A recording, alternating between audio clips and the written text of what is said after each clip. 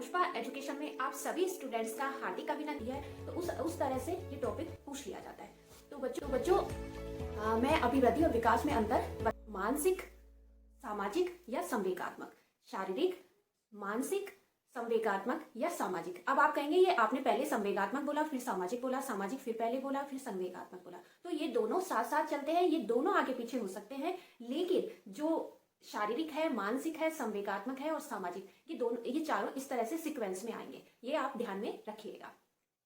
तो शारीरिक जो है वो एक ही पक्षीय है, यानी एक ही पक्ष में जो परिवर्तन हो रहा है वो अभिवृद्धि, और संपूर्ण पक्षों में होने वाला कली हुआ, फूल हुआ, फिर धीरे धीरे उसका जो लास्ट स्थिति आती है उसमें उसकी पत्तियां झड़ जाती हैं और पत्तियां झड़ करके सूख जाती हैं। ठीक है, तो उसी तरह यानी पहले जब वो कली था तो रचनात्मक परिवर्तन था। ठीक है, तो ये क्या हुआ, अभिवृद्धि, यानी वो खिली। ठीक है, शेषवावस्था, बाल्यावस्था, किशोर अवस्था। और उसी तरह विकास के अंतर्गत क्या हुआ, फिर पहले रचनात्मक हुआ, रचनात्मक के बाद में यानी विनाशात्मक, यानी उसकी जब पत्तियां झड़ जाती हैं फूल की तो विनाशात्मक। इसी तरह हमारे मनुष्य के अंतर्गत भी है कि पहले रचनात्मक परिवर्तन होता है, शेषवावस्था, बाल्यावस्था, किशोर अवस्था।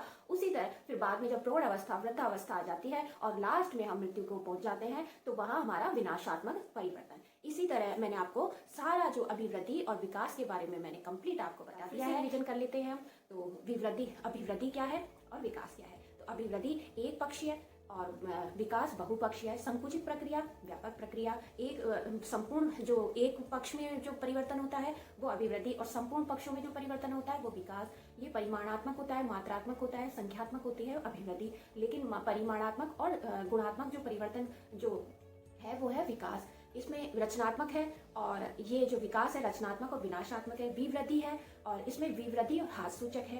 तो मैंने आपको इसको क्लियरिटी की है, और कोशिश करती हूँ कि आप लोगों को संतुष्ट कर पाऊँ, आप लोग बहुत अच्छे से सीख पाएँ, अच्छे से पॉइंट्स को क्लियर कर पाएँ। तो बच्चों मैंने यहाँ पे आपको क्लियर किया है अभिवृद्धि और विकास। तो और मैंने बाल विकास का इतिहास भी आपसे बातचीत की है।